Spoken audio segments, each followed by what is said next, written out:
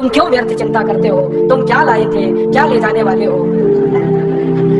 ये दूसरा रास्ता है। हाँ, और इस रास्ते पर हमको भटकाने वाले 10-20 नहीं है, सैकड़ों लोग हैं। रोज आते हैं और माला पकड़ा देते हैं कि राम राम राम राम, राधे राधे राधे राधे, राम राम राम राम, राधे राधे, बस यही करो, देश तो ठीक हो जाएगा। और ज्यादा उनसे तर्क करो तो कहने लगे तुम क्यों व्यर्थ चिंता करते हो? तुम क्या लाए थे, क्या ले जाओगे? जो हो रहा है अच्छा हो रहा है, देश लुट रहा है अच्छा हो रहा है, आगे लुटेगा और अच्छा होगा। वो हमको समझाते हैं और इसी को धर्म कहते हैं, इसी को धर्म कहते हैं। और आजकल धर्म के व्यापार करने वालों की बाढ़ आई हुई है। हाँ, बहुत बड़ी फौज खड़ी हुई है उनकी।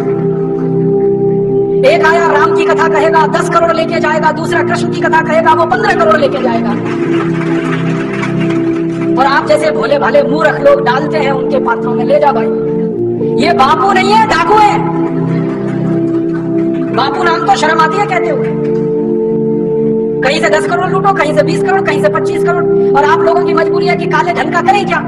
इनकम टैक्स वाले पकड़ते हैं तो ये बापुओं को देते रहते हो आप, क्या करें उसका? और ये बापू लोग हमें सिखाते रहते हैं जो हो रहा है अच्छा हो रहा है, वाह वाह। मैंने देखा है क्या क्या पाखंड और नौटंकी चलता है। भगवान राम की कथा कहने आते हैं और भगवान राम की जिंदगी के वो प्रसंग कभी नहीं सुनाते जो हम में वीरता पैदा करे, जो साहस पैदा करे।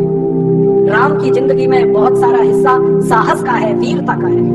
जब 14 वर्ष के लिए वनवास चले गए राम, तो हमको सुनाई जाती है राम की जो कथा ना, उसमें कहते हैं राम ने 14 साल एक ही काम किया, हाय सीते हे सीते, हाय सीते हे सीते, हाय सीते, ये सुनाते हैं हमको। हम यही सुनाते हैं निकाल के कहानी में से।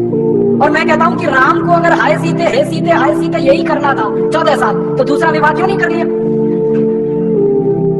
सैकड़ों राजा तैयार थे अपनी राजकुमारियों को राम को देने के लिए, वो तो कर लेते दूसरा विवाह।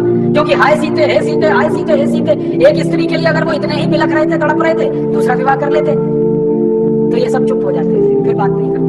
फिर मैं उनको रामायण में से निकाल के दिखाता हूँ, देखो राम ने हे सीते हाय सीते कहा नहीं कहा ये मुझे नहीं मालूम, लेकिन 14 साल वन में रहते हुए सैकड़ों राक्षसों का संहार किया उन्होंने, मारा उनको और धर्म राज्य की स्थापना कराई। ये कहानी नहीं सुनाते क्योंकि इससे वीरता पैदा होती है।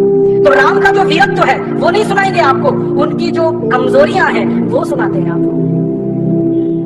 और राम कथा जब वर्णन की जाती है तो मंच पे बैठ के आहा कैसे आंसू ढलल ढलल आंसू निकलेंगे, आपको भी रुलाएंगे, खुद भी रोएंगे।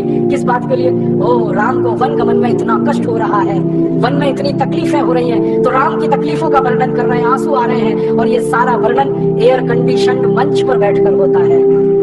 अपने को तकलीफ नहीं होनी चाहिए, राम की तकलीफों का वर्णन कर। एयर कंडीशन मंच चाहिए, एयर कंडीशन घर चाहिए रहने के लिए, एयर कंडीशन कार चाहिए और चार्टर्ड प्लेन चाहिए आने और जाने के लिए, तब राम की कथा सुनाई जाएगी। जो राम जिंदगी भर पैदल चलते रहे, जिन्होंने अपना रथ भी छोड़ दिया था अयोध्या से निकलते समय, वो राम ने जिंदगी भर पैदल चल के काम किया और यहाँ एयर कंडीशन कारों में घूम घूम कर, चार्टर्ड प्लेन में घूम घूम कर राम की कथा सुनाते हैं। वो कथा बता नहीं है, वो उद्योग है, व्यापार है, बिना टैक्स का। और मुझे बहुत शर्म है ये कहते हुए, समय आने पर प्रमाण से बात करूंगा कि राम कथा कहने वाले ब्लैक मनी को व्हाइट मनी करने के काम में लगे हुए एजेंट हैं और इससे ज्यादा कुछ नहीं। और मुझे इससे भी बड़ी शर्म आती है कहते हुए कि आप जो उनको दे रहे हैं दान के रूप में, वो पैसा ब्याज पर उठा रहे हैं वो दूसरे लोगों को, और आपके दिए हुए पैसे से धंधा बना रहे हैं अपना। फिर ऐसे कृष्ण की कथा कहने वाले आ जाते हैं, कहते राधे राधे राधे राधे राधे राधे, और कुछ कहो ही मत, राधे राधे। कंस को मारा, जरासंध को मारा, शिशुपाल को मारा, अधर्मियों को मारा, ये सब थोड़े में, राधे राधे राधे राधे बड़े में। हाँ, क्योंकि आपको कायर बनाना है ना, निर्वीर्य बनाना है, नपुंसक बनाना है, तो वीरता की कहानी क्यों सुनानी है? तो चुन चुन कर ऐसी कहानियां सुनाते हैं। और मैं आपको बहुत गंभीर बात कह रहा हूं कि ये सारे हमारे देश में जो पाखंडी लोग हैं ना, राम और कृष्ण की कथा कहने वाले, ये सरकारों के साथ मिले हुए हैं, क्योंकि सरकारों ने इनको एक कान में मंत्र फूंका है, तुम लोगों का ध्यान इस तरफ भटकाते रहो ताकि कोई महंगाई के खिलाफ न लड़े, गरीबी के खिलाफ न लड़े, बेरोजगारी के खिलाफ न लड़े, अत्याचार के खिलाफ न लड़े, तो डूबा रहे राधे राधे राधे राधे, राम राम राम राम, बस इसी में। और समझाते रहो तुम क्या लाए थे, तुम क्या ले जाओगे, क्यों व्यर्थ चिंता करते हो, जो हो रहा है अच्छा हो रहा है, आगे होगा और भी अच्छा होगा। एक रास्ता ये है।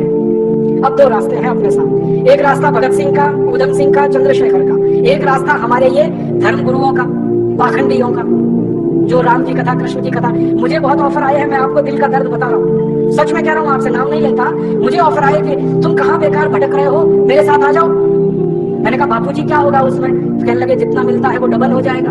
मैं बोला कैसे? तो उन्होंने कहा तुम्हारी वाणी में बहुत जोर है और मेरे पास लोगों की भीड़ इकट्ठा करने का, मजमा लगाने का तरीका है। मैं ऐसा डमरू बजाता हूँ कि सब इकट्ठे होते हैं, और तुम्हारी वाणी में जोर बहुत है, मिलके लूटेंगे, थोड़ा तुम्हारा थोड़ा मेरा। ऐसे खुले ऑफर है मेरे पास।